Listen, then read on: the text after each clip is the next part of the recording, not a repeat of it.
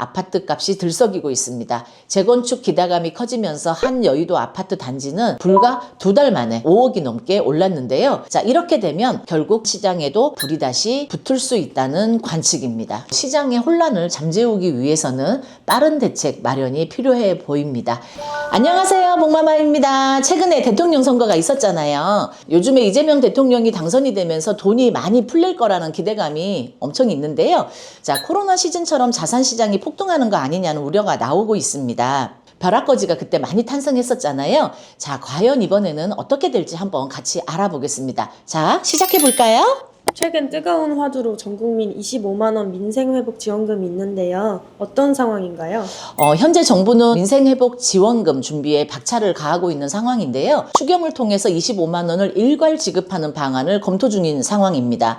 전 국민에게 모두 지급하는 데는 총 14원종 가량의 예산이 소요될 것으로 추산이 되고 있는데요. 민주당은 이달 중 추경 내용을 확정한다는 것을 목표로 하고 있습니다. 자, 과연 첫 번째 추경의 1인당 25만 원의 민생회복 지원금이 어떤 방식과 규모로 반영될지 관심이 쏠리고 있는 상황입니다. 참고로 일본 또한 선거를 앞두고 전 국민에게 50만 원을 지급하는 방식을 검토 중이었으나 선거 포퓰리즘 논란과 야당의 협조 불확실성으로 중단이 된 바 있잖아요. 하지만 다시 1인당 수만엔의 현금을 지급하는 방안을 검토 중이라는 보도가 나왔습니다. 이는 자산 시장에 큰 영향으로 이어질 수 있습니다. 자, 실제로 과거 코로나 시기에 현금 지원이 주식 부동산 시장 급등으로 이어졌던 경험이 있잖아요.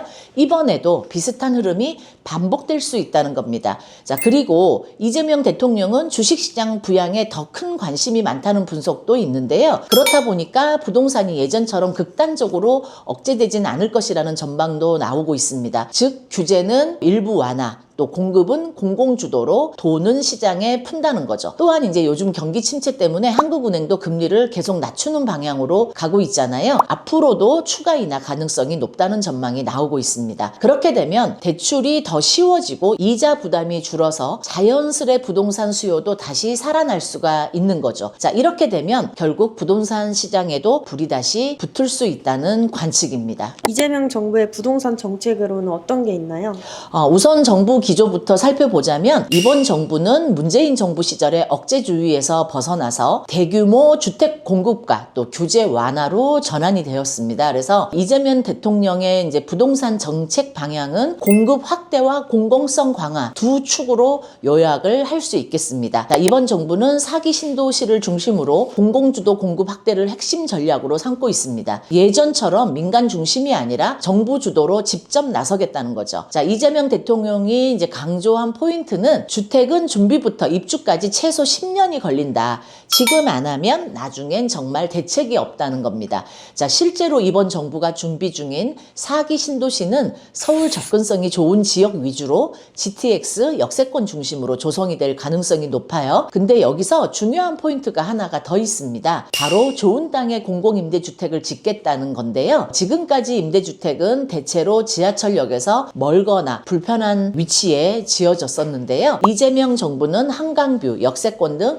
좋은 입지에도 공공임대를 적극적으로 짓겠다고 밝혔습니다. 민주당은 과거에도 공공임대주택 공급을 전통적으로 많이 늘려온 정당입니다. 문재인 정부 시절에도 임대의 비중을 꾸준히 늘렸고 이번 이재명 정부도 마찬가지로 핵심 정책 중 하나로 지금 보고 있어요.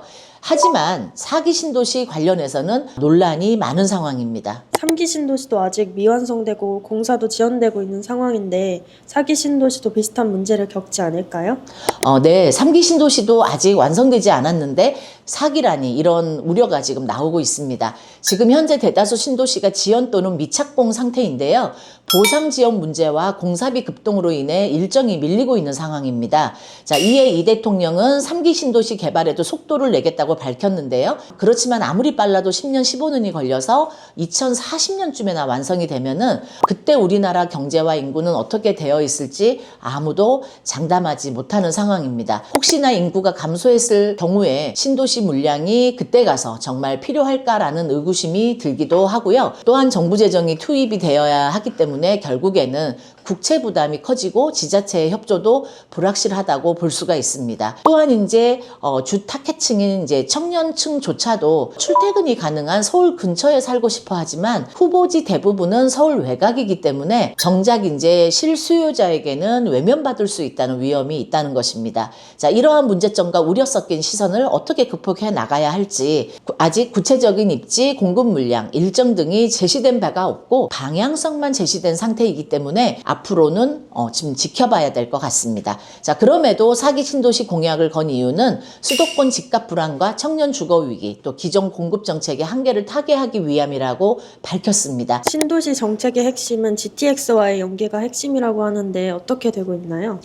이재명 대통령은 선거운동 당시 서울, 경기, 인천을 하나의 생활권으로 만들겠다는 목표로 수도권 내 GTX 노선을 빠르게 추진하고자 했습니다. 초기 계획돼 있던 A, B, C 노선을 빠르게 착공하고 D, E, F와 같은 신규 노선은 수요와 효율성을 따라서 순차적으로 추진하겠다고 밝힌 바 있는데요. 특히 GTX 플러스 노선을 통해서 수도권 전역을 평균 30분 이내로 이동 가능한 교통망으로 만들겠다는 계획입니다. 또한 이제 수도권 외곽과 강원도까지 노선을 연장하겠다는 공약을 발표해서요. 수도권의 교통 편의를 높이고 외곽 지역의 주거지로서의 가치 상승을 노리고 있습니다. 단 GTX 사업을 둘러싼 수익성이나 경제성에 대한 우려도 적지 않은 상황인데요. 가장 먼저 운행을 시작한 GTX-A는 지난해 3월에 개통해서 비교적 빠르게 사업이 진행이 됐지만 GTX-B와 이제 C노선은 상황이 조금 다릅니다. 두 노선 모두 민자 사업, 또 방식에 따른 자금 조달 문제, 또 공사비 상승,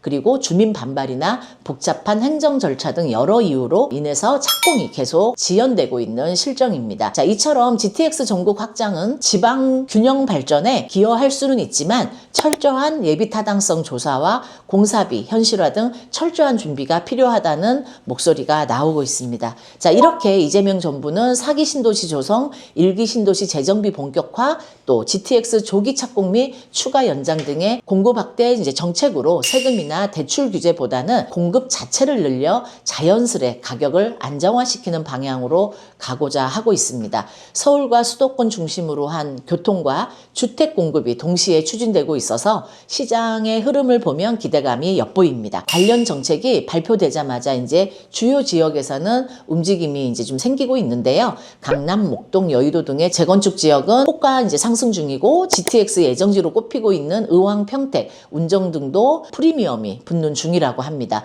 하지만 정책들이 실제로 현실화되기 시작하는 시점은 2026년 이후로 전망이 되고 있어서 중장기적으로 봐야 될 것 같습니다. 다른 공약은 어떤 게 있을까요?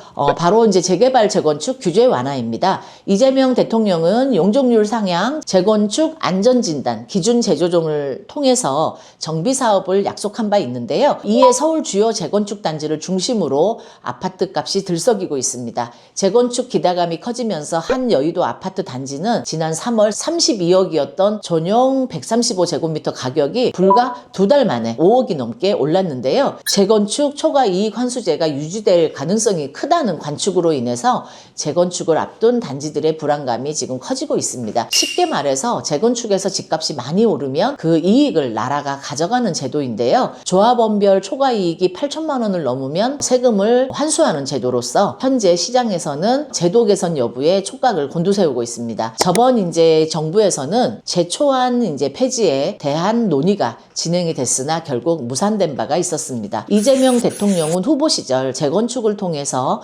발생하는 과도한 이익은 사회에 환원돼야 한다는 입장을 밝히면서 동시에 정비사업 규제 완화를 핵심 공약으로 제시를 해서 제도 개선의 여지를 열어두었는데요. 자, 하지만 아직 제초안 제도에 대한 명확한 정책 방향은 내놓지 않은 상태입니다. 정치권 내에서도 의견이 갈리고 있어서 관련 법안 폐지와 관련해서는 아직 불투명한 상황입니다. 반면 시장에서는 공급 확대를 위해서라도 제초안 폐지가 필요하다는 목소리가 커지고 있는 상황입니다. 행정수도 이전 공약으로 인해 세종이 들썩이고 있다고 하는데 어떤 상황인가요?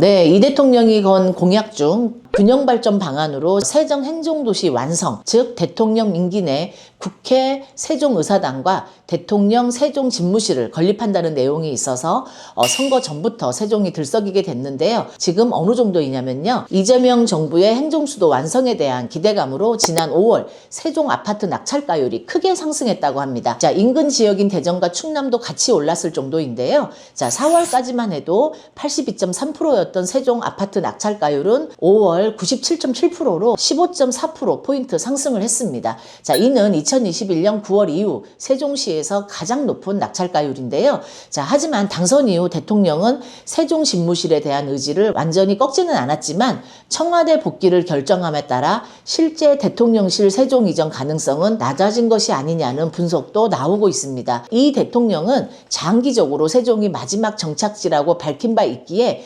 지켜봐야 될 것 같습니다. 자, 하지만 투자 측면에서는 이전에도 정책 기대감만으로 급등 후 급락한 사례가 있었기 때문에 투자 결정은 반드시 정보 기반 또 자기 상황을 고려해서 이루어져야 될 것 같습니다. 그 밖에 어떤 정책이 있을까요? 네, 이 대통령은 월세 세액 공제 대상 확대 공약을 내놓았는데요. 요즘 월세 사시는 분들 많으시잖아요. 이재명 정부가 월세 세액 공제 확대를 공약을 하면서 도대체 얼마나 도움이 되는 건지 이미 높아지고 있는데요. 일단 지금도 세액 공제를 받을 수 있는 사람은 있어요. 무주택 세대 주면서 연봉 8천만 원 이하일 경우입니다. 자, 공제율은 연봉 5,500만 원 이하는 17%, 그 이상은 15%까지 받을 수 있죠. 자, 그런데 문제는 기숙사, 업무용 오피스텔 같은 곳은 공제 대상이 아니었다는 점이죠. 앞으로는 이런 사각지대까지 공제 받을 수 있도록 넓히겠다는 겁니다. 자, 하지만 이미 추진 중인 정책이라서 전폭적이고 획기적인 수준의 지원이 아니라면 체감도가 크지 않을 것으로 관측이 나오고 있어요. 그 외에도 이재명 대통령은 전월세 보증금 사기 처벌 강화, 1인 여성 가구 안전 시스템 구축 등도 함께 이제 공약으로 내세운 바 있습니다. 다만 20대 대선 당시 내세웠던 기본주택 공약은 이번 대선에선 빠져 있다는 점이 그 부분을 여러분들이 눈여겨볼 필요가 있겠는데요. 이렇게 이재명 정부의 부동산 정책에 대해서 이제 알아보았는데요. 현재 새 정부의 이제 부동산 정책에 대한 많은 관심이 쏠리고 있습니다. 자, 취임한 지 얼마 안 된 지금 부동산 정책이 아직 뚜렷한 방향이 없다는 점이 시장을 불안하게 하고 있지만 이재명 정부의 첫 주택정책 윤곽은 앞으로 2달 내 나올 것으로 전망이 나오고 있습니다.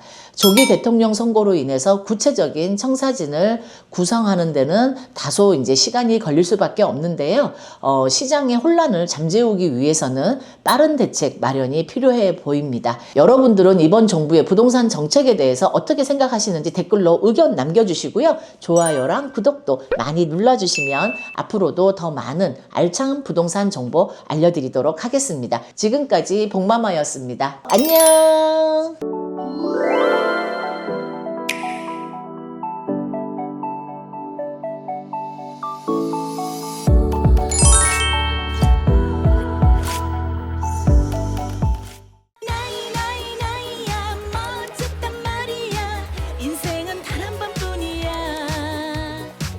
남 눈치 보지 말고 즐겨